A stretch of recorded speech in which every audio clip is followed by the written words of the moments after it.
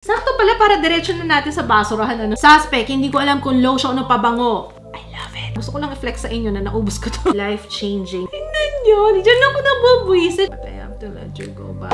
Yung pagkamahal-mahal na. Ang hirap mong ipagtanggol, sis. Araw-araw ko tong ginagamit. Ayokong mag-promote ng...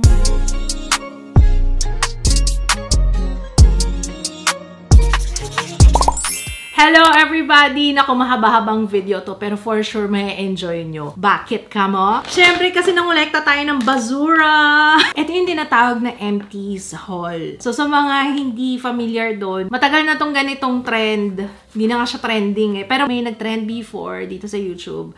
Sa mga bago, ayan, hello. Yung empties haul, ito yung kinokolekta namin lahat ng mga basura, mga empties namin, yung mga naubos, yung mga simot na mga produkto. And then, i-share ko sa inyo kung ano yung reason kung ba't ko siya naubos, nagustuhan ko ba siya. Pwede ko siyang sabihin na parang favorites din. Pero yung iba kasi dito, parang inubos ko lang kasi sayang. Halo-halo to guys. Meron tayong makeup, mga kung ano-anong anik-anik. Gawin ko na ng video kasi parang napupuno na siya. Sabi ko, ayoko na mangolekta dito yung basura. Para mabawasan na rin yung basura dito sa studio natin. Random na lang yung pagkuha ko. Without further ado, ito na po, no? So, simulan natin sa makeup remover Biore. Hindi ko na alam kung ilang Biore na yung ginamit ko. Pero para sa mga mahilig gumamit ng waterproof at saka kung mag-makeup ay dahil patong-patong as in maraming nilalagay sa face. So far, sa lahat ng na-try ko na oil-based na makeup remover, Biore talaga. Bumabalik-balik talaga ako sa Biore kasi feeling ko sa kanya, natatanggal talaga lahat ng makeup and walang residue na naiiwan. Kaya nga, napaka-importante ng double cleansing ha. Kung nagme-makeup ka tapos simpleng facial wash lang yung ginagamit mo. Dahil gumamit ka ng Biore. Gumamit ka ng Biore. Not necessarily Biore, pero yung mga oil-based na makeup remover. Pero ako, love na love ko to. Sakto pala para diretso na natin sa basurahan. Shoot ko na lang din. Para pagkatapos ko sabihin. Pero ayun, ang ganda niya. Mahal nga lang siya. So, kung meron ko yung recommendation na mas affordable, pero same ng performance. Pero trusted ko na kasi ang Biore. Pag pumunta ako ng Japan next year, mag-hoard talaga ako nito. Mas mura ba pag sa Japan? Mas mura, no? One of the best na makeup remover out there. Hindi rin kasi ako mahilig sa mga wipes. Mas gusto ko yan. Parang feeling ko pag nag-wipes ako, nasa-scratch yung skin ko. Mas gusto ko yung mga oil-based na makeup remover. Next one, Lux Organics Suspect. Ang bango-bango niya. Dapat pala ganun na lang ginagawa ko, no? Suspect, hindi ko alam kung lotion o pabango. Lux Organics. Milk plus Gluta Gentle Bright. As in, ubos na ubos. Sobrang bango. Yung whitening serum lotion ng Lux Organics. Guys, sabi ko sa inyo. Tapos lalo pag gabi nyo nilagay. Tapos tatabihan ka na asawa. Ay, hindi. Kala niya nagpapabango ko lagi. Parang may magnet effect siya. Hindi nga promise ang bango niya talaga. Yun lang naman gusto ko i-point out dito, no? Napakabango. Yun lang, parang medyo nagkukulang sa pagmo-moisturize. Ewan ko kung dahil mas dry na yung skin ko ngayon. Siguro kung medyo bata-bata pa ako. Ngayon kasi iba na yung skin ko. Knowing, you know, hey, 40 na ako. Kaya alam mo yung parang mas dry na yung skin ko unlike before. So, kailangan ko talaga mag-lotion na mag-lotion. So, yun lang. Medyo nabibitin lang ako. Kasi ang bilis niya ma-absorb ng skin. So, kung yun yung hinahanap nyo, yung mabilis ma-absorb ng skin, magugustuhan nyo to. Pero kapag medyo dry na yung skin nyo, baka hindi nyo magustuhan. Actually, nanay ko hindi niya masyadong bet to. Mabango siya, oo, pero hindi niya bet yung moisturizing. Parang kulang na kulang siya sa pag-moisturize. So, there! Actually, lahat kahit yung violet, nakalimutan ko na yung exact name, yung may retinol, tapos yung pink, mabango din. Tapos, isabay nyo pa yung shower gel nila, no? Grabe. O, yung shower gel ng Lux Organics. Very good. Ang bango-bango. Wipes! Ito, kaya ko to naubos, yung Strokes. Ayoko siya tapon sa totoo lang kasi ang ganda niya. Bibili ako ulit nito. Definitely. Makeup Undo, makeup remover ng Strokes. Gold kasi siya. So, parang aesthetic na rin. Ang babaw ng Dylan. Hindi, ang ganda niya. Makapal pati siya. Ito kasi marami talaga akong nauubos na ganito. Ang dami ko nga rin ganito, no? Natapon ko na lang kasi parang ano na sa akin eh. Parang tissue na lang siya sa akin. Lalo na kapag ka nag-film. Nakakailang ganyan ako kasi syempre alam niyo na nagsaswatch, ganyan. Kaya mabilis talaga ako makaubos ng ganyan. Kaya pag bumibili ako niyan, maramihan talaga. Pero ito, definitely next na bili ko ng makeup remover wipes, ito na yung kukunin ko kasi maganda siya. Maganda yung itsura ng packaging. Hindi, maliban sa packaging, okay din naman yung pinaka wipes niya. Pero mas bagay siya, pag dito sa studio. At least hindi siya yung parang tambak lang dyan. Pasok pa rin sa aesthetic. Next one, ako ito nga. Nakakarami na ako nito. At saka pag bumibili kasi ako, 6 na box kaagad para hindi ako nauubusan. Ito lang po yung ginagamit ko na contact lens. Right now, ang gamit ko po is Pure Hazel. Mas gamit ko yung Pure Hazel kaysa sa gray. Yung dalawa lang na yan. Yan lang yung alternate. Kapag glam na look ang ginagamit ko, gray. Pero pagka kagaya niya, nagpe-film lang ako or gusto ko lang magpa-cute ng konti, Pure Hazel. Walang grado yung mata ko, kaya feeling ko nga kailangan ko na. Baka next year, may grado na. Pero ayan, Pure Hazel and then gray. Fresh look, 1-day color contact lenses. Ayan, 10 piraso ang laman nito. Medyo mahal lang, pero sa lahat kasi ng contact lens na na-try ko, siya yung pinaka natatagalan ko kahit na buong araw. Pagka ibang brand, talaga, parang sinasak na yung moisture sa mata ko na parang ang sakit-sakit na, sumasakit na yung ulo ko, ganun. Pero siya, okay siya sa akin. Siguro kasi manipis lang yan. Downside lang sa pagiging manipis niya, kapag mahaba yung kuko nyo, like mine, may one time na may naiwan na piraso sa mata ko. Kaya, double check nyo lagi. Doon ako natuto na kailangan sinecheck ko yung contact lens kung buo pa siya pagtanggal ko every time. One of the best na purple shampoo na marirecommend ko sa mga bleached ang hair, L'Oreal Silver. Ito medyo mura-mura siya, no? Teka, kumpleto ka na ba? O, diba? Meron pa pala ako ng isang Biore. Sorry, hindi ko na alam. Pangalawang bote na to. Dalawa na yung tinapon ko. Ayun, nakita ko na. Naiwan ko pala sa banyo. Napakaganda nito, guys. Ito, dark siya. Kaya gustong-gusto ko. Yun nga lang, ang hirap nitong lalagyan niya na to. Sana pinapalitan nila, no? Hindi ako fan ng lalagyan. Ang hirap mag-squeeze ng product. Lalo na pagka sinisimot mo na siya. Pero mabango siya.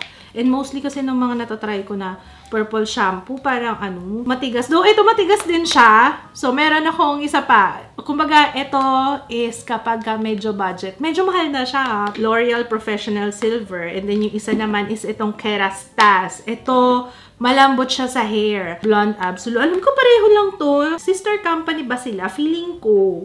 Tama. Parang L'Oreal. Pero mas malambot sa hair to. Kerastase. So, kung meron kang extra budget, ito yung marirecommend ko. Hindi lang pala siya medyo. Mahal siya. Pero maganda siya. Mahusay. Mahusay talaga sa pagtanggal ng brassiness sa hair. Again, itong dalawa ang subok ko na marirecommend ko. I've tried yung iba mga nire-recommend yung nagsisimula. Kaso nakalimutan ko yung exact. Nabibili siya sa Watsons. Kaso ang tigas nun sa hair. Namimili rin ako ng purple shampoo na okay. Kasi lalo na bagsak yung buhok ko. Tapos brittle na siya. Tapos pag matigas, di mas lalong magpuputol-putol. Diba? By the way, pag magamit kayo ng ganyang purple shampoo, once a week sa umpisa. And then kapag medyo sanay ka na, carry na ng hair mo, kahit mga twice a week, 3 times a week, carry lang. Okay, next one. Ito, yung Belo na Acne Pro Hydrocolloid Pimple Patch. Sa lahat na na-try ko na pimple patch, siya yung hindi talaga halata at saka grabe yung dikit niya. Talagang minsan nga, pagka hindi mo tinitingnan na mabuti yung mukha mo, siguro kahit mga 2 days, hindi mo mapapansin na meron ka pang pimple patch. So, sa lahat ng pimple patch na na-try ko, itong Belo Acne Pro, siya yung pinaka-manipis. Yun nga lang, hindi ko siya na-try under makeup. Usually kasi talagang hindi ako naglalagay ng ganun Kapag sa makeup, papatungan ko lang siya, tapos concealer, ganyan. Yung pimple lang. Kaya rin naman kasi siya matakpan ng concealer. And feeling ko kasi, mas makikita nyo talaga. Kasi lalo na, diba, nagpo-focus, nagzo-zoom in ako ng face pag nagfi-film ako, diba, lagi ako nasa harap ng camera. So, para maiwasan na lang siguro, hindi na ako naglalagay. Kasi for sure, mas mahalata. Anyway, so, itong price ito is $230 and 24 patches yung laman niya. Crest 3D white. Ito, mas gusto ko to. Kaso nung bumili na ako ulit, ibang version yung nabili ko, mas naging sensitive yung ngipin ko doon, kaya hindi na ako bumili ulit ng Crest. Pero, next time na makita ko to, sana meron na ulit sa Landers or sa SNR, kasi bibili ulit ako nito. 3D white ang maganda. Nagpapalit-palit din talaga ako ng toothpaste ngayon 2024, kasi nga, yung baba ko, lagi may pimple, napapansin nyo ba? So, baka kasi nga, pwedeng yun ang reason, yung toothpaste. Kaso bumalik din naman ako sa dati kong toothpaste, hindi naman ako nagkaroon din ng bago. Alam niyo yun, nag-eliminate ako sa routine ko ng mga products para malaman ko kung ano yung nagkakos ng pimple ko. Pero right, ito na naman tayo, ha? Baka bukas na naman. Pero so far, okay yung baba ko ngayon. Wala pang pagbabadya ng tubo. And by the way ha, yung ngipin ko, hindi po yan veneers. Talagang yan na yung ngipin ko. Kaya hindi siya ganun ka-white. Hindi rin ako hindi ko gusto. I'm so sorry sa mga naka-veneers. Pero sobrang distracting nung sobrang puti yung ngipin. Hindi ko naiintindihan yung sinasabi nila kasi nakatutok na lang ako sa ngipin. Ewan ko ba? Okay na sa akin yung konting may hindi naman perfectly white. Pero malinis. Yun. Not to shame yung mga naka-veneers ha. I'm very, very sorry. Lalo na in person. Pag kunwari nag-uusap kami, tapos nakikita ko yung ngipin niya, parang na-mesmerize ako kung gaano ko puti. Hindi ko na siya maintindihan. Tango na lang ako ng tango. Next one is Kauko Talay Po. This one is really nice. Especially yung mask nila. Hindi ko pa nauubos yung hair mask. Kasi once a week lang yun eh. Pero, I love this. It's sulfate free. So, sa mga colored yung hair, safe ang hair mo dyan. Ang ayaw ko lang sa kanya is masyado niyang pinapabagsak yung aking hair. And normally, bagsak na talaga yung buhok ko. Siyempre, gusto ko may konting volume, lalo na dito sa bandang tuktok. Coconut and avocado to, pero napakaganda niya, guys. Sana nga maging widely available na siya sa supermarket, ganyan. Kasi yung mga toiletries kasi usually sa grocery talaga ako bumibili. Garnier na Vitamin C Face Wash. I love it. I love, love, love. Wala akong ibang masasabi dito. This one is my scrub. Nabibitin lang ako sa scrub niya. Kaso, maganda siya. Feeling ko, ang linis-linis ko. I mean, ang linis-linis ng face ko kapag ito yung ginagamit ko. Meron na actually bagong version ngayon. Na-receive ko sa PR nung nakaraan. Kaso wala siyang scrub. Doon lang ako nalungkot. Pero, it works nice. And I'm not sure kung nakaka-brighten talaga siya. Kasi hindi ako stick to one pagdating sa facial wash. Marami akong ginagamit. Another facial wash. Itong Pond's na facial scrub. Kung mapapansin nyo, mahilig talaga ako sa scrub. Feeling ko, mas malinis yung face ko pag may scrub. So, ito, Pond's Clear Solutions antibacterial plus oil control. Okay naman siya. Wala na ako ibang masasabi. Okay lang. Naubos ko lang. Gusto ko lang i-flex sa inyo na naubos ko to. Ito, actually, tatlo yung naubos ko eh. So, kaya yung isa. Hindi ko alam kung nasan yung isa. Baka nasa CR pa. Pero, ito, New Moon Soft Glow. Until now, ginagamit ko pa rin siya. Pang-apat na bote ko na actually. And meron pa akong stock dito. I love it. Okay yung glow niya sa akin. Hindi ako nag-breakout though. May mga nag-comment na nag-breakout daw sila dito. I'm not sure kung yun yung breakout ko months before. Pero, after 4 bottles, okay naman na siya sa akin. Okay naman yung skin ko ngayon. Okay ba? I don't know. Parang ano sa tingin nyo? Ang pansin ko sa kanya is yung glow. Glowing ako, oo. Tapos parang nag-even out yung aking skin tone. So, hindi na siya ganun kalayo yung sa aking face. And then, itong hands. Dito lang sa video, kasi yun din na napapansin ko eh, kapag pinapanood ko yung sarili ko. Pinapanood ko yung sarili ko. I mean, pagkat pinapanood ko na yung final output sa YouTube, parang ang dark nun dito. Sorry kasi wala akong pailaw dito. Usually, gumagamit ng, reflector para mas maganda yung bounce ng ilaw. Kaso dito kasi sa bandang baba, wala. Kaya ang focus lang ng ilaw is nasa face. Pero, mas pantay naman na yung kulay ko ngayon compared dati. So, yun lang gusto kong sabihin dito sa New Moon. Mas mura kasi siya compared dun sa matte na ginagamit ko dati. Diba met ako? Ilang years din ako nag-met. Eto, ang bilis ng effect sa akin. Tapos mura lang siya. Yun yung pinaka, yun yung pinaka gusto ko. Alam niyo naman ako practical ko. Kung makakahanap ng mas mura, edi winner, diba? So, I love New Moon Soft Glow. Wakong masay. Moisturizer. Ito guys, yung Lux Organics Hyaluron White. Actually, ito favorite to ni Papa Kids. Yeah. Talagang hydra cooling talaga siya. And sometimes, ginagamit ko rin naman to kapag nauubusan ako ng moisturizer. Naalala niyo yung Skintific na ceramide before? So, parang ganun siya. Pero ito mas mild. Yun kasi parang may nafe-feel pa akong hapdi doon eh. Ito mas mild siya. At least now you know, okay siya sa oily skin. Okay din naman siya. Kasi yung asawa ko dry skin, ako oily skin. So, ayan. Okay sa amin yan. Naku, ito, alam niyo, hindi ko na masyadong to kasi ilang beses na to na feature, no? Oo na, Ate Anne, yan na yung pinaka-paborito mong sunscreen. Buong pamilya, ito talaga ginagamit namin. Wag na natin masyadong, Aqua Daily Sunscreen na Lux Organics. Ay, ang sarap ng feeling kapag nagtatapon ka na ng mga ubos na, no? Okay, next one, Sola foundation primer. Wala na tong laman, guys. Wala na. Ubus na yan.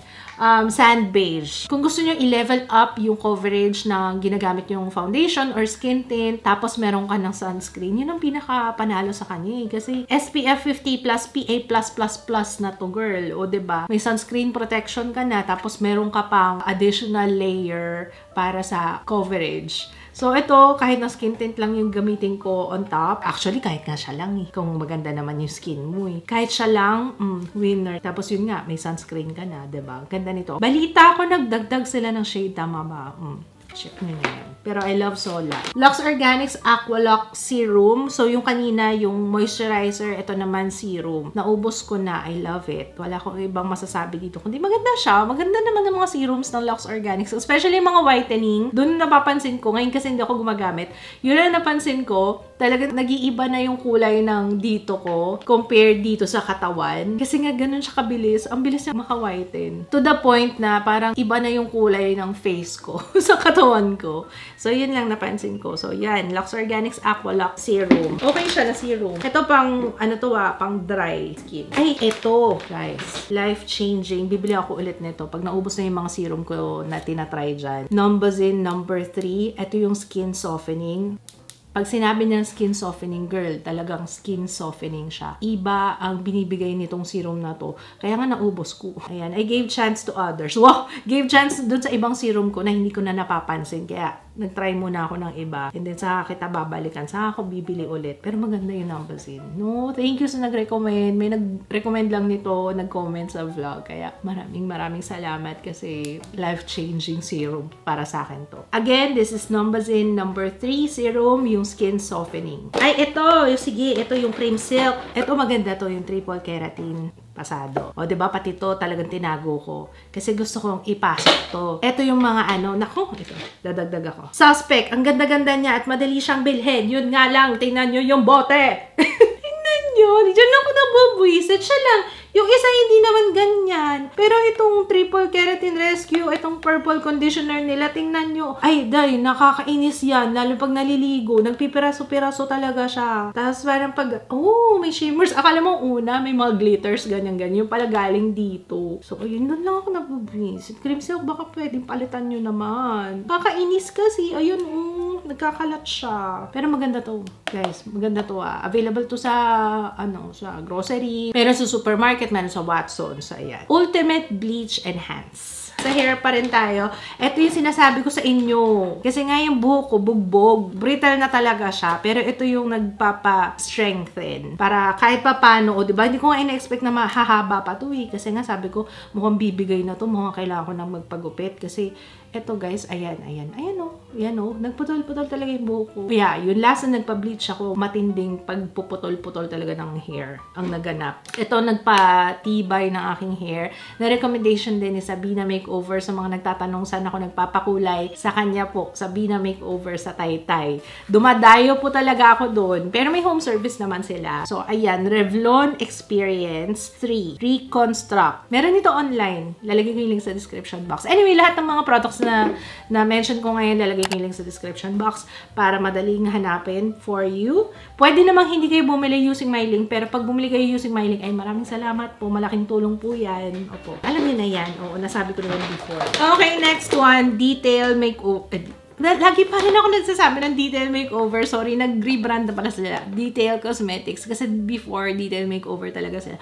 Ay, umattend pa ako nung launch nila nung unang-una talaga. Kaya, sa puso ko ang Detail. Oo, Detail, baka pwede na kayong mag-restock nito. Tagal ko na naghahanap nito. Ang ganda niya kasi. Wala na ako nito eh. Detail Make Lash. Ayan, Maximizing Mascara. Pakaganda niya talaga. Wala na, tuyo na talaga to, guys. Ang ganda niya talaga. Mula sa brush, mula sa formula, at saka tubing mascara kasi siya. So, madali siyang tanggalin. Hindi siya kumakalat sa eyes na umiitim. No. Pag tinanggal mo siya at naghilamos ka, yung parang buo siya na matatanggal mo sa lashes mo. Hindi siya yung nagpapanda eyes. Ganda niyo itong, but I have to let you go by. Sunny's Face na Dream Cream. Napakaganda nito, guys. Ang pansin ko pala, ay, meron pa. Gusto ko yung moisturizer na, yung parang gel type. Yun ang perfect para sa mga merong oily skin. Well, para sa akin ha, yun ang talaga ang bet na bet ko. Kasi parang iba ang atake ng gel talaga. Lalo na kapag nag-touch sa skin, parang you know, pag nag-apply ka ng moisturizer, parang ang sarap, I'll touch myself na lang. Okay, next one is, ay, isa pa ang marirecommend ko is itong Garnier Sakura Glow Ceramide. Mauubos ko yung pangalawa ko nito. Ang ganda nito! Sobrang ganda. Ang bango pati. Pero yun nga lang ha, kasi alam ko hindi lahat gusto yung may amoy, yung mabango. Pero ang bango-bango. Pero ano, hindi ko alam kung siya yung nagkakos ng may hapdi feeling, lalo na dito sa gilid ng nose. Pero feeling ko naman, nakakatulong siya, yung hapdi na yun. Kasi wala na akong problema dito. Anyway, may bibigay akong tip ha. Hindi kasi ako pala facial, diba? Alam niyo yan. Pero para ma-maintain ko yung nose ko na hindi masyadong tinutubuan ng blackheads, whiteheads, make sure to exfoliate. Ito yung secret ko, guys. Siyempre, pa-plug ko yung AC brushes to, guys. Ito yung ginagamit ko twice or thrice a week. So, depende sa inyo. Pero wag everyday, ha? Pang-exfoliate dito sa mga gilid-gilid, ganyan. Para maiwasan nyo yung nag-accumulate na blackheads, na whiteheads dyan. Hindi mo na kailangan pang mag-pore strips kasi hindi ako nagpo-pore strips, diba? So, ayan ang marirecommend ko sa inyo. AC brushes. Mura lang to. Walang pang 100 yan. Tapos, ito naman, yung isa ganun din. So, pwedeng ito yung gamitin mo pang scrub ng iyong face. Silicone naman to, kaya huwag kang mag-alala. Hindi siya masakit sa face. Tapos, sa kabila, ayan, pag nag-a-apply ka ng skincare, ayan, yung mga gel moisturizer ko, ito yung ginagamit kong pang scoop, lalo na mahaba ang nails ko, mahirap. Diba, ang hirap mag-scoop, diba? So, ayan ginagamit ko. Tapos, pang-apply din ng mask mo, ganyan. Yun, baka naman. Lalagay ko yung link sa description box. Ayan, available sa aming Shopee, TikTok, Lazada. Sunscreen, Doctor Sensitive. Maganda siya, super sunscreen. Pareho kami ni Kits. Ito yung ginagamit namin. Kaya, ang bilis na ubos. Maganda siya kahit under makeup. Next one, ito. Pero hindi na ako bibili. Nakuha ko lang to as, gift yan. Diba, pag bumili ka sa clinic, binilang ko kasi yung nanay ko last year. Binilang ko siya sa clinic ng kanyang skincare. Tapos may mga freebie na ganito. So, kinuha ko yung mga ganito. Nagustuhan ko to. Ano siya? Mga sample sizes lang yan. Moisturizing lotion. Ito yung pinaka maganda ang moisturizing effect talaga for me. Yun nga lang, nagdadalawang isip pa ako eh. Kasi medyo mahal kasi yung clinic. Pero maganda siya. No, maganda to, promise. Ayan, Skintific. Guys, naubos ko to. 3 na nga yata yung naubos ko nito. Ito na lang yung na-save ko. Ayun, medyo nabawasan na yung pag-promote ko nito nung nakaraan kasi nga, diba, nagka-issue sila, no? Pero, ewan ko pero maganda siya. Maganda yung Skintific. Hindi ko alam ngayon kung nagbago na yung quality, pero for me, out of all the cushions na na-try ko, ito at saka yung JMCY, sila yung nasa top. Pag sa sinabing, ano yung mga favorite mong cushions, ate? Yung talagang ginagamit mo. Skintific and yung JMCY. Sila talaga, hands down. Wala akong masasabi sa oil control, sa longevity. Yun talaga. Ito yung YOU. Ayan, medyo nahiga siya. Kasi nung hindi ko na siya maabot. Hindi ko na siya maabot. Wala na akong makuha. Meron pang konti eh. Gusto ko simutin. Number 2 yung ginagamit ko. Sakura Shimmer. Icy Glow Lip Serum. Kung hindi ako nagkakamali, ang liit kasi hindi ko na makita. Ayan siya. Pero maganda siyang pang-moisturize talaga ng labi. As in, love this. Actually, ginagamit ko siya kasabay ng moisturizer ko o kaya ng primer ko. So, pang-prep din siya ng lips. Meron din pala akong naubos nito. Ito yata yung sinasabi ng nanay ko na Strokes UV Veil Priming Sunscreen. Ito yung sinasabi niyang maganda. Oo nga. Maganda nga to. Kung naubos ko to ng ganito. Pero feeling ko matagal ko na itong naubos. Oo. So, ayan. Sige, noted. Mabibilang kita nito sa Pasko. Okay.